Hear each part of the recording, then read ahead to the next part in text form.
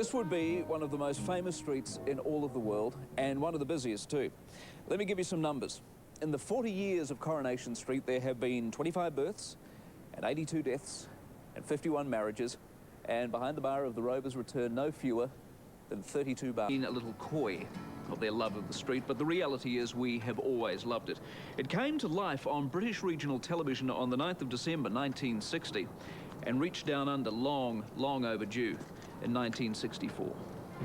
On this day in 1964, Coronation Street screened for the first time on New Zealand television. You know, I had 3 doctors around me this afternoon, and one of them was as black as the chimbley bag. Oh, he was clean, you could tell his face shone like leading. The food's terrible. It originally screened only once a week on a Tuesday, but within 3 years was up to twice a week. Elsie! I can remember when this place was like a what? Well, shabby, shall we say? Well, it's not shabby now. After 35 years on our screens, Coronation Street has become our longest-running drama. One journalist summed up how many people still feel about it. He wrote, "There was life before Coronation Street, but it didn't add up to much." Basically, right since the beginning when it started in New Zealand, Coronation Street has been a mainstay of the New Zealand television schedule. It's just a huge hit on TV1, always is in the top 10. No matter how much we put on air, I mean, we've got a Coronation Street catch-up running at the minute, and it seems that Kiwis can't get enough. Our passion for the street is reflected in the abundance of attention it receives from the media.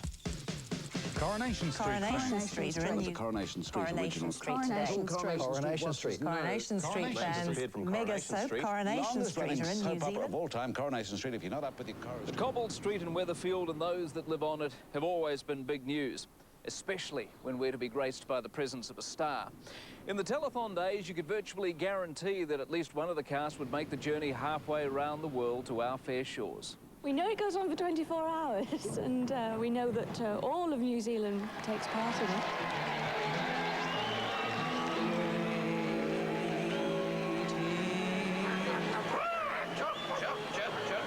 I think one of the things that impressed me is all the small amounts of money that's added.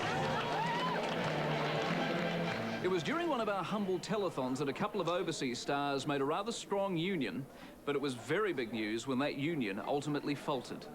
They met on Telethon, holidayed in Arrowtown and married in Hollywood. But now the marriage of Chris Quinton and Lisa Gibbons has ended after less than 18 months, with Lisa filing for divorce. It seemed an unlikely pairing, but a tailor-made script. Forget their actors, this was glamorous megastar meets the street's mechanic, Brian Tilsley.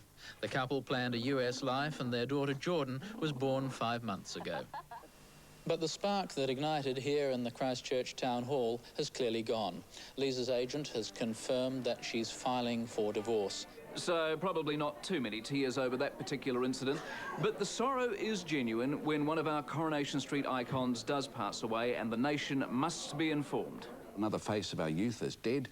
Doris Speed died. Annie Walker died. One of the Coronation Street originals was Doris Speed, the imperious, judgmental, socially conscious landlady for 100 years. Oh, surely not. Coronation Street has lost another star. Actor Brian Moseley, who played shopkeeper Alf Roberts, has died. Alf started out on the street as a post office sorter. In 1973, he became mayor of Weatherfield.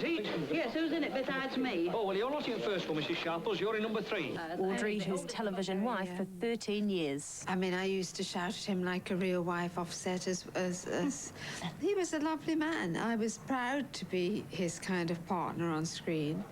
Marking the passing of an esteemed actor is understandable, but we go further, the departure of a beloved character on the street. That's big news too. The landlady at the Rovers' return, Bet Gilroy, has made her final appearance. Actress Julie Goodyear, who played Bet, has been with Coronation Street for 25 years. She stuffs her face rotten. Since that first appearance, Julie Goodyear's Bet Lynch has welcomed some of the most unlikely customers to the Rovers' return, from royalty to prime ministers. But this morning, Britons saw her pull her last pint at the Rovers. Single women, they always go where there's sunshine. Did they find it? Ah, well, can't answer that one, love.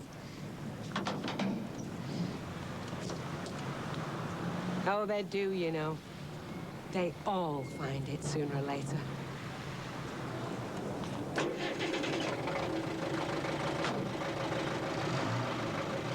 Also Also big news was Deirdre's incarceration for fraud, a time when the line between fact and fiction became rather blurred.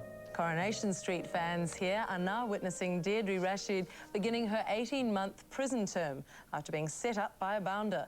Although it's 6 months since the scenes aired in Britain, fans of the show here are still trying to free her. How's she going to handle this time in prison? First time in prison? Well, 2 or 3 people came to me in the bar and they said, "You got to do something about this." Don't believe it's true. I think she's a very nice person and doesn't deserve what she's getting at the moment. The call to save Deirdre has come from as high as the British Prime Minister.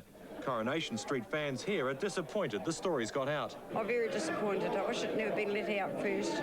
The petition will be sent to both Granada Television and the British Prime Minister. I didn't do any of it. If Deirdre's guilty of these preposterous allegations, then I'm a banana.